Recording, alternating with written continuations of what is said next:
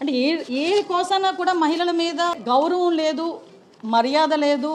ఆఖరికి వాళ్ళ ఇంట్లో ఉన్న మహిళల్ని కూడా రోడ్డు మీద పెట్టుకోవడానికి కూడా వెనుకాడకుండా ఈ రాజకీయాలు చేసే పరిస్థితి.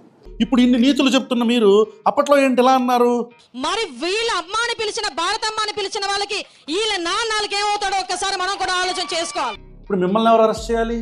ఇంట్లో ఉండే ఆడవాళ్ళని రాజకీయంలో భ్రష్టు పట్టించారు రాజకీయాలని. ఇప్పుడు మరి ఈ మాటలు మాట్లాడింది ఎవరు? ఇప్పుడు ఏ స్టూడియోలో అయితే మాట్లాడారు యాంకర్ని అరెస్ట్ చేసినట్టు చేబ్రోలు కిరణ్ అనే లోఫర్ నా కొడుకు మాట్లాడిన ఆ స్టూడియోలో ఉన్న యాంకర్ని అరెస్ట్ చేశారా మేడం? శుద్ధులు చెప్పొద్దండి అనిత గారు, శుద్ధులు చెప్పొద్దు. ఈ కేసులో 6 రోజులైపోయినా పట్టుకోకుండా ఇది పోలీసుల అలసత్వం కాదా?